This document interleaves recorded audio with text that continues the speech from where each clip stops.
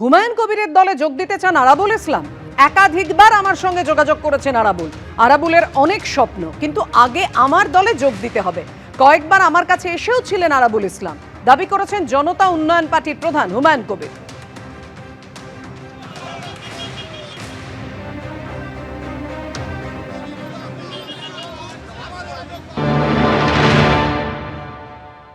আরাবুলকে জিজ্ঞেস করুন। আরাবুল আমার সাথে কয়েকবার দেখা করেছিল, অনেক রকম তার স্বপ্ন, অনেক কিছু লড়াই লড়বে। আগে দলে জয়েন করতে হবে, তারপরে তাদের নিয়ে কথা বলবো। বললাম তো, যতক্ষণ না করবে ততক্ষণ এ নিয়ে আমি কিছু বলবো না। একাধিকবার দেখা হয়েছে? হ্যাঁ, একাধিকবার এসছে, দেখা করেছে। কখনো আইটিসি রয়েলে, কখনো আপনার ওয়েস্টিনে দেখা হয়েছে। দেখা হওয়া মানে, কথা হওয়া মানে যে সেলিম সাহেবও তো দেখা করেছিল, ওয়েস্টিনে করেছিল, তার আগে আইটিসি রয়েলে করেছিল। তার সব বড় বড় বামফ্রন্টের শরিক, তারা মনে করছে যে ভোট একদম রাস্তায় পড়ে আছে। রেজিনগরে বাবরি মসজিদের জন্য 50% বেশি টাকা এসেছে বাংলাদেশ থেকে। তৃণমূল এবং জামাতের মধ্যে যোগসূত্র হুমায়ুন কবির, অভিযোগ করেছেন শুভেন্দু অধিকারী। পাল্টা বিরোধী দলনেতাকে চ্যালেঞ্জ ভরতপুরের বিধায়কের। এই তথাকথিত বাবরি মসজিদের শিলান্যাসের আগে, নতুন দল গঠনের আগে 7 দিন বাংলাদেশে কাটিয়েছেন হুমায়ুন কবির। হুমায়ুন কবির বাবরি মসজিদের যে অর্থ সংগ্রহ করেছেন থ্রু আমাদের স্টেট ব্যাংক অফ ইন্ডিয়ার ব্যাংকের রেতে, তার 50% বেশি অর্থ বাংলাদেশ থেকে এসেছে। হুমায়ুন কবিরই বলতে পারবে। এবং হুমায়ুন কবির বাংলাদেশের জামাত, মমতা ব্যানার্জি সেতু। 4 মাস পরে ওনার মনে হলো যে আমি জামাত যোগ আছে আর আমি সেখান থেকে টাকা নিয়ে এসেছি। এইসব পাগলামি করার একটা সীমা আছে। আমি চ্যালেঞ্জ করছি ওনাকে, যে সমস্ত এজেন্সিগুলো আছে আমার বিরুদ্ধে একটা তদন্ত শুরু হোক।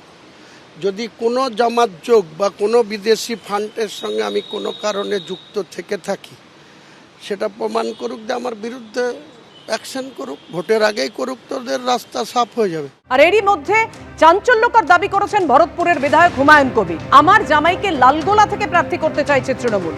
মালদার এক ব্যক্তিকে দিয়ে প্রস্তাব দেওয়া হয়েছে। জামাইকে প্রার্থী করতে আমার বেআইয়ের কাছে প্রস্তাব এসেছে। জনতা উন্নয়ন পার্টি গঠনের পর থেকেই তৎপর পুলিশ। আমার মেয়ে জামাইয়ের সম্পত্তির মাপজোক করে রেখেছিল পুলিশ। একদিকে সম্পত্তি বাজেয়াপ্ত করছে, আরেকদিকে প্রার্থী করার প্রস্তাব দেওয়া হচ্ছে।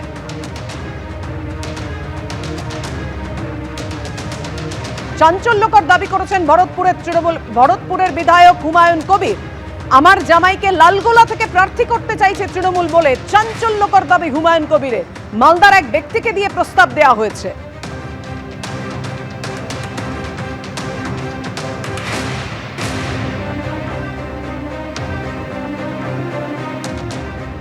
বিস্ফোরক দাবি হুমায়ুন কবিরের, কি বলেছেন দেখুন।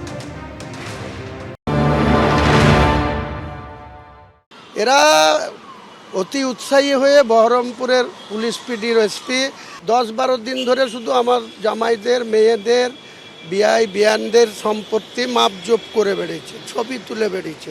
তৃণমূলের এমএলএ মোহাম্মদ আলী, সে কত অবৈধ সম্পত্তি করেছে।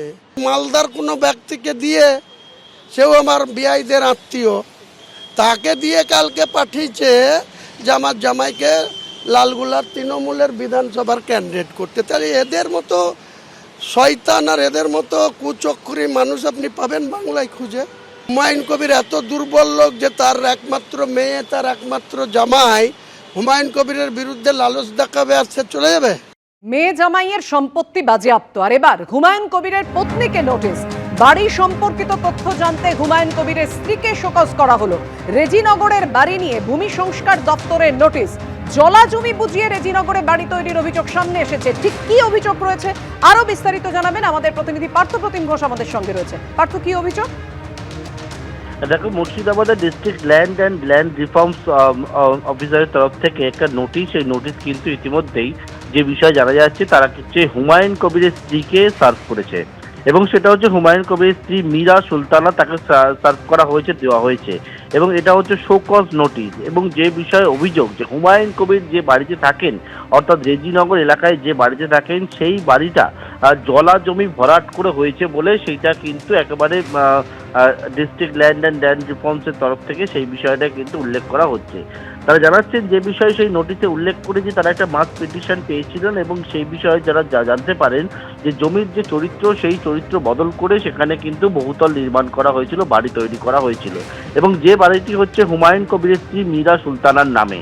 এবং তারপরেই কি তারা হচ্ছে গোটা বিষয় খতিয়ে দেখেন এবং খতিয়ে দেখার পর ডিস্ট্রিক্ট ল্যান্ড অ্যান্ড ল্যান্ড রিফর্মসের তরফ থেকে ওয়েস্ট বেঙ্গল ল্যান্ড রিফর্মস অ্যাক্টের 1955 নম্বর ধারায় একটা নোটিশ সার্ভ করা হয়েছে এবং সেই নোটিশে বলা হচ্ছে আগামী 7 দিনের মধ্যে হুমায়ুন কবিরের স্ত্রীকে বলা হচ্ছে যে শোকজ নোটিশ এবং সেই শোকজের উত্তর দেওয়ার জন্য এবং জানানোর জন্য যে কেন তাদের বিরুদ্ধে কোনো ব্যবস্থা নেওয়া হবে না। অর্থাৎ তারা এই যে তাদের বিরুদ্ধে যে অভিযোগটা এসছে জমির চরিত্র বদল করে সেখানে জলাজমি ভরাট করে সেখানে বাড়ি তৈরি করা হয়েছিল এবং যে জমিতে এটা করা হচ্ছে সেটা হচ্ছে 0.02 একর জায়গা, সেটা কিন্তু করা হচ্ছে এবং এই বিষয়ে 7 দিনের মধ্যে একেবারে নির্দিষ্ট যে অ্যাক্ট রয়েছে সেই অ্যাক্টে হুমায়ুন কবিরের স্ত্রীকে শোকজ নোটিশ পাঠানো হয়েছে।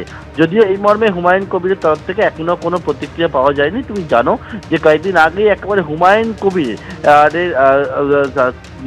যিনি মেয়ে তার শ্বশুর বাড়ির একাধিক সম্পত্তি সেই সম্পত্তি কিন্তু ফ্রিজ করা হয়েছিল। মেয়ের নামে থাকা জমি, জামাইয়ের নামে থাকা জমি, অন্যদিকে মেয়ের শ্বশুর, তার ভাই, এরকম একাধিক জায়গায় পুলিশ গিয়ে সেখানে বোর্ড টাঙিয়ে দিয়েছিল। এবারে হুমায়ুন কবির যে বাড়িতে থাকেন সেই বাড়ি যে জমির ওপরে বাড়ি নির্মাণ হয়েছে তার চরিত্র বদল করা হয়েছে, জলা জমি ছিল এবং সেক্ষেত্রে আরও বিভিন্ন বিষয় তারা জানাচ্ছেন যে তারা পেয়েছেন এবং সেই মুহূর্তে একটা মাস পিটিশন এবং সেই মাস পিটিশন পাওয়ার পরবর্তীকালে একবারে 7 দিনের মধ্যে হুমায়ুন কবির স্ত্রীর নামে নোটিশ ইস্যু করে জানতে চাওয়া হয়েছে, কারণ দর্শাতে নির্দেশ দেওয়া হয়েছে। আবারও বলবো হুমায়ুন কবির তরফ থেকে যদিও এখনো পর্যন্ত কোনো প্রতিক্রিয়া পাওয়া যায়নি। ধন্যবাদ তোমায় পার্থ। এর আগে আপনাদের মনে থাকবে যে মেয়ে জামাই হুমায়ুন কবিরের মেয়ে জামাইয়ের প্রায় 10 কোটি সম্পত্তি বাজেয়াপ্ত করা হয়েছিল মাদক মামলায়। মেয়ে জামাই এবং শ্বশুরের প্রায় 10 কোটি সম্পত্তি বাজেয়াপ্ত করা হয়েছিল। এবিপি আনন্দ এগিয়ে থাকে, এগিয়ে রাখে।